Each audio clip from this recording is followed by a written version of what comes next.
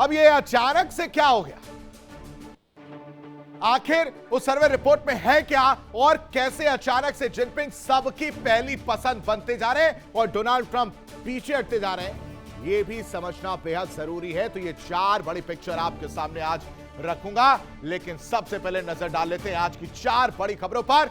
America ने Iran को चारों तरफ से घेरा, इस वक्त की बड़ी खबर आपको बता रहे हैं। ईरान पर अमेरिका का डबल अटैक देखने को मिल रहा है। चाबहार से बंदर अब्बास तक सैन्य ठिकाने निशाने पर रहे हैं और धमाके के बाद होर्मुज संकट गहराता हुआ नजर आ रहा है।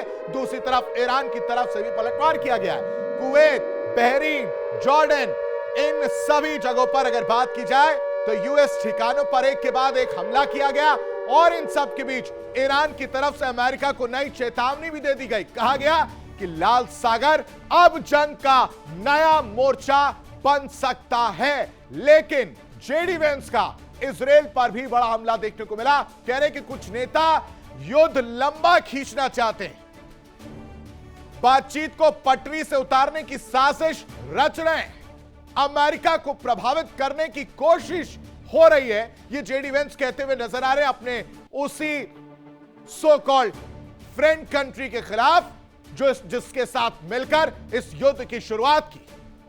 कह रहे कुछ नेता युद्ध लंबा खींचना चाहते हैं। चौथी बड़ी खबर आप समझिए कि रूस का यूक्रेन पर जो मिसाइल अटैक देखने को मिल रहा है उससे यूक्रेन दहल गया है। कीव दहलता हुआ नजर आया क्योंकि कीव पर बैलिस्टिक मिसाइलों की लगातार बौछार देखने को मिली है।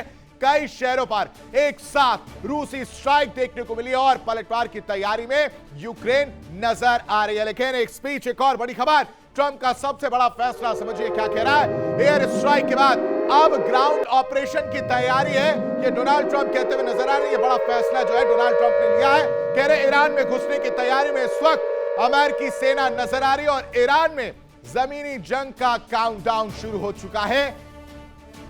साथ ही साथ ईरान में घुसने की रणनीति पर अमेरिका इस वक्त मंथन कर रहा है। यानी सिचुएशन रूम की अगर बात की जाए तो वहां पर सैन्य विकल्पों पर हाई लेवल की बैठक देखने को मिली है, जिसमें यह तैयारी की जा रही है कि ईरान में अब जमीनी जंग की शुरुआत की जाए।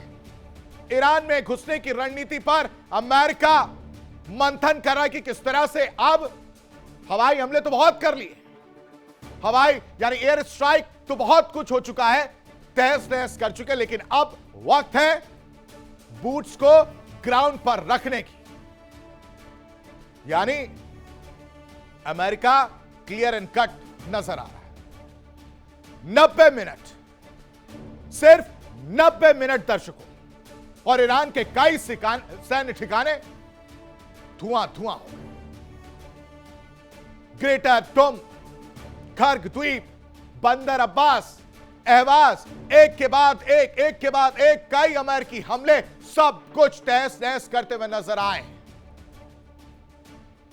और इधर ईरान ने भी साफ कर दिया, अब यह सिर्फ जवाबी कार्रवाई नहीं है, ये जो हमले हो रहे हैं इसका जवाब दिया जाएगा, क्योंकि यह अब अस्तित्व की लड़ाई है। यह ईरान साफ करता हुआ नजर आ रहा है। यानी होर्मुज बंद होने के बाद पूरी दुनिया की धड़कनें तेज हैं। तेल के दाम जो बीच में थोड़े कम होते हुए नजर आए थे, उन दामों में उछाल देखने को मिल रहा है।